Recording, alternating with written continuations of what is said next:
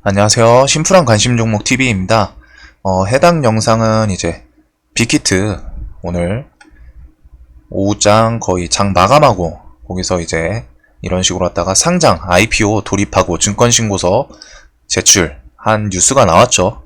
그에 따라서 시간에서 조금 움직이긴 했는데 일단 이거 관련 뭐 꼭 똑같이 움직이진 않을 거예요. 하지만 과거에 좀 비슷하게 움직였던 애들 혹은 대형 상장 대형 IPO가 올해 2개가 있었죠, 이미. SK바이오팜이랑 이제 증권신고서 카카오, 게임즈. 이 관련주들이 이미 좀 올랐는데 얘네들 흐름을 통해서 좀 빅히트 관련주들도 좀 어떻게 볼 수 있을지 일단 그렇게 좀 과거의 사례를 통해 가지고 똑같이 움직이진 않겠지만 분명히 다 다른 점이 있어요. 시총이라던가 카카오 같은 경우에는 뭐 언택트, 코로나 관련해서 수혜를 받은 점도 있고 실적도 좋고 이래저래 좀 다른데 그래도 대형 IPO다 보니까 좀 흐름이 비슷한 점도 있지 않을까 싶어가지고 일단 이렇게 좀 보여드리려는 영상입니다. 자, 일단 처음에 SK바이오팜이 5월 19일에 상장을 7월 2일에 상장을 했죠. 그리고 5월 19일날 증권신고서를 제출을 했어요. 빅히트도 오늘 증권신고서를 제출한 걸로 나오고 그래가지고 관련주가 뭐 SK 시리즈 말고도 좀 더 있기는 한데 일단 대표적인 SK 얘가 지분 100%였죠 바이오팜이. 그래서 SK 종목 5월 19일날 증권신고서를 제출한 날은 이렇게 음봉으로 하락을 했으나 그 다음날부터 또 꾸준히 올라서 이제 고점까지는 거의 약 50%이 대형주가 50% 올랐던 모습이 있고 그 이후엔 좀 내려왔어요. 자, 그리고 SK 우의 경우도 좀 그냥 흐름을 타다가 우 시리즈들이 좀 이제 시세를 줄 때 그때 같이 움직였던 종목이거든요.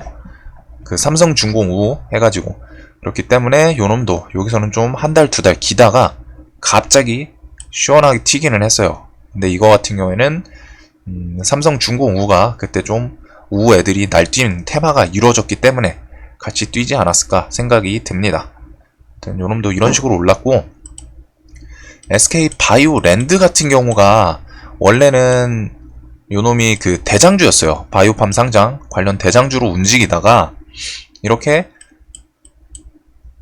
5월 19일 지금 이 선을 그어놓은 게 5월 19일이거든요. 근데 증권신고서 제출을 하면서 좀 막 오르락 내리락을 했어요. 그 다음에 이렇게 가다가 여기서 악재가 터져서 내려왔습니다.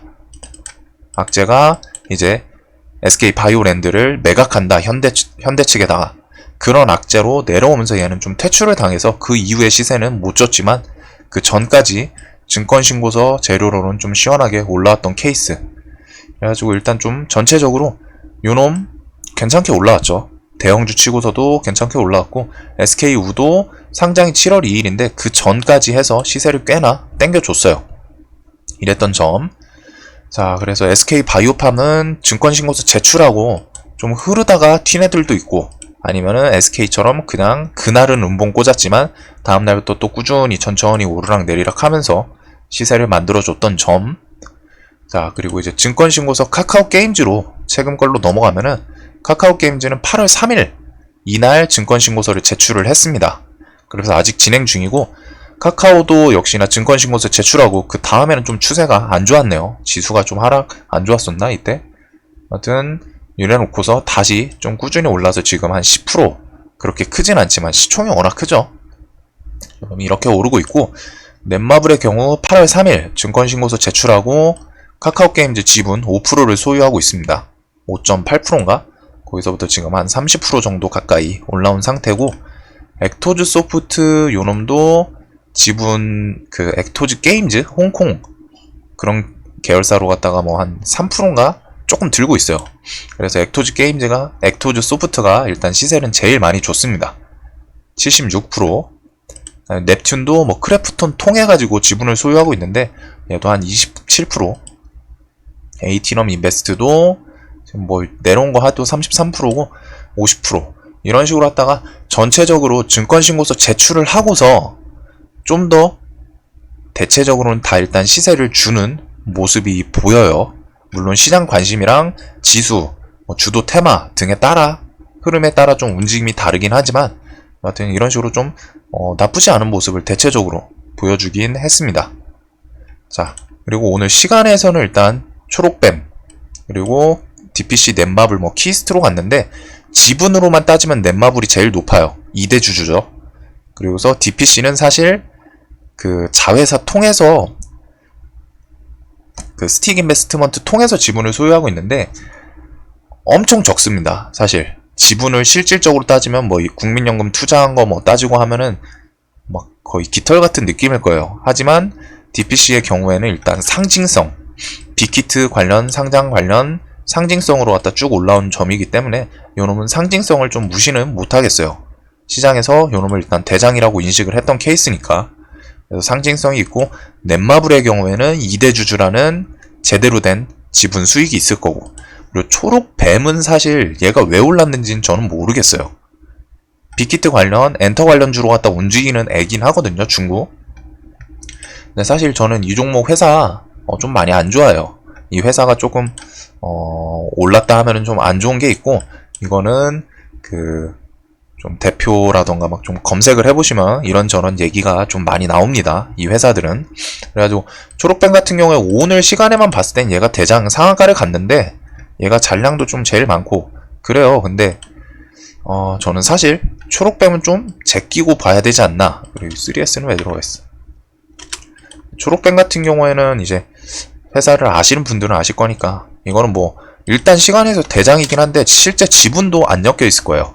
그래서 요놈은 좀 제끼고, LB세미콘 같은 경우는 사실 옛날에 투자했었지만 지분이 엮여 있었지만 지금은 조금 다 판 걸로 알고 있습니다. 그래서 얘도 실질적인 지분이 엮여 있는 건 없고, 그래서 빅히트가 제가 알기로는 지금 넷마블, DPC 요 정도가 그나마 지분이 좀 엮여 있는 회사로 알고 있어요. 실제 상장주에선.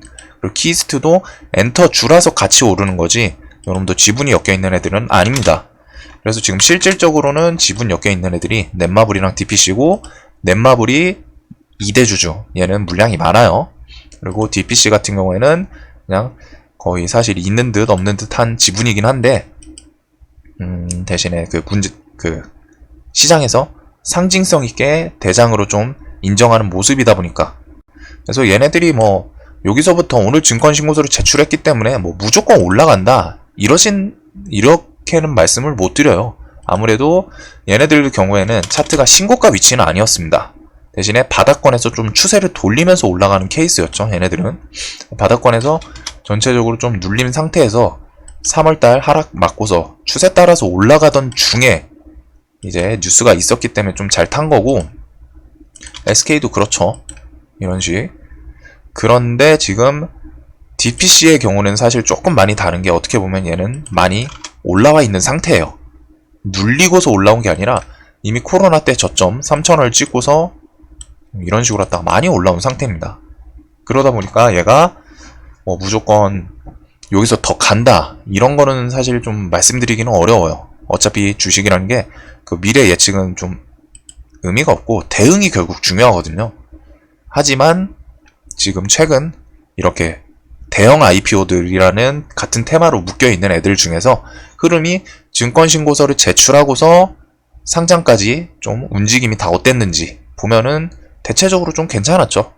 SK바이오팜 같은 경우는 증권신고서 제출하고 한 달 반 정도 만에 좀 상장을 했고, 요놈도 8월 3일에 했으면 한 달 조금 넘게 상장을 했고, 아마 이 빅히트도 비슷하게 따라가지 않을까 싶어요. 어차피 10월 중이니까 길어봐야 10월 5일에서 6일 일반 청약이라고 하니까 한 10월 중순 전에 상장을 할 확률이 높겠죠. 보통 일반 청약하고 일주일 정도 안에 상장합니다. 일주일 전후 해가지고.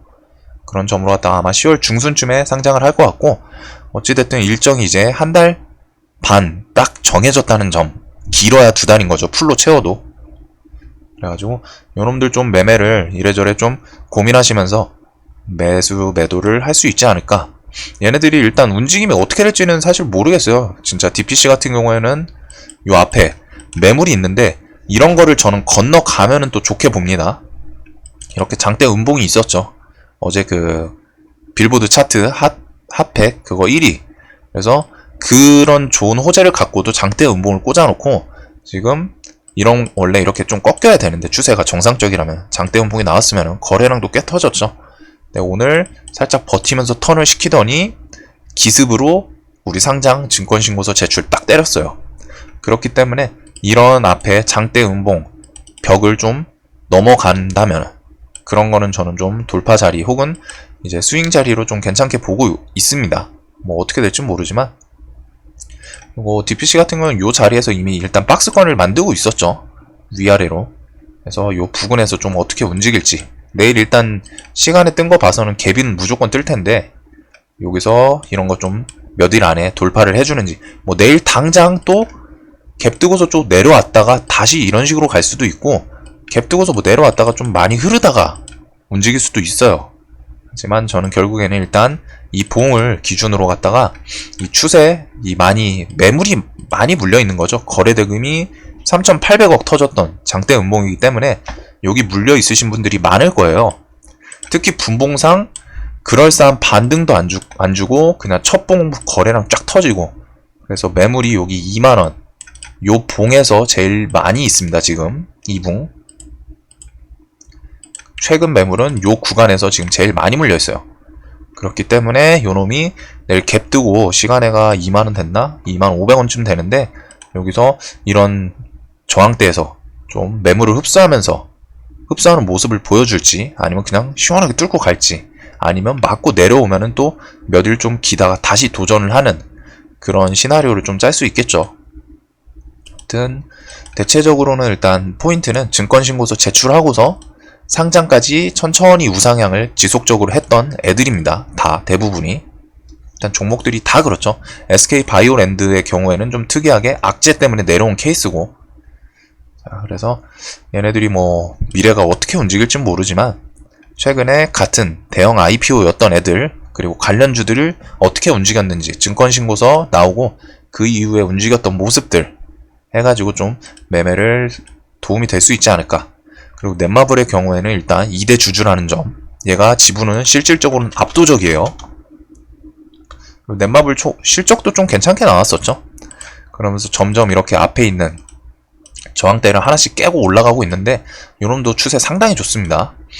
여튼 이렇게 해서 좀 묶어볼 수 있지 않을까. 그래서 한동안 이제는 카카오게임즈가 또 이렇게 대박을 쳤죠.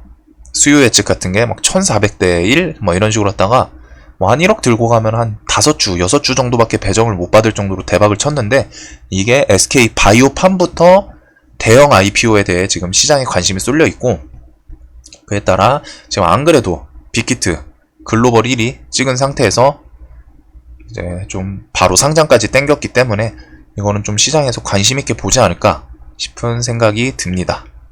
자, 여하튼 영상이 항상 도움이 되셨으면 좋겠습니다. 영상 봐주셔서 감사합니다.